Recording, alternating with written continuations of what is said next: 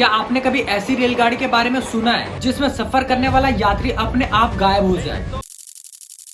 जी हाँ, ये कहानी एक सच्ची घटना से प्रेरित है जो कि राजस्थान की है। और हैरान करने वाली बात ये है कि इस कहानी को सुलझने में एक दो नहीं बल्कि पूरे 17 साल लग गए। दोस्तों, ये है ट्रेन नंबर 68 का सच। साल 2006 राजस्थान से चलने वाली एक साधारण सी रेलगाड़ी नंबर 68 जो कि राजस्थान की जयपुर से दिल्ली को जा रही थी। उसी ट्रेन के कोच नंबर S5 में एक अकेला आदमी बैठा था जिसका नाम राघव था। वो बहुत ही शांत दिखाई दे रहा था, लेकिन उसके हाव भाव में एक हल्की सी बेचैनी थी। एक स्टेशन पर राघव कुछ सेकंड्स के लिए अपनी सीट से उतरता है, फिर वापस आकर अपनी सीट पर ही बैठ जाता है। लेकिन करीब 15 मिनट बाद जब रेलवे कर्मचारी उस डिब्बे में पहुँचता है तब राघव वहाँ नहीं होता। और जब रेलवे कर्मचारी चेक करता है तब ना तो कोई दरवाजा खुला था, ना कोई खिड़की, और ना ही कोई ट्रेन की चेन खींची गई थी। अब सवाल ये आता है कि आखिर उस बंद डिब्बे से राघव गया तो गया कहाँ? सूचना पुलिस तक पहुंची। पूरी रात खोजबीन हुई लेकिन राघव का कोई भी पता नहीं चला। वहाँ मौजूद किसी भी यात्री ने कुछ भी ऐसा सस्पिशियस नहीं देखा जिससे पता चल सके कि आखिर राघव गया तो गया कहाँ। राघव के परिवार वालों ने राघव की मिसिंग रिपोर्ट दर्ज कराया। मामला बहुत ही रहस्यमय बन गया। दिन बीतते गए, महीनों से सालों में बदल गया। पूरे 17 साल हो गया लेकिन राघव का कोई भी पता नहीं चला कि आखिर उस रात राघव के साथ हुआ क्या था और अचानक वो गायब कैसे हो गया।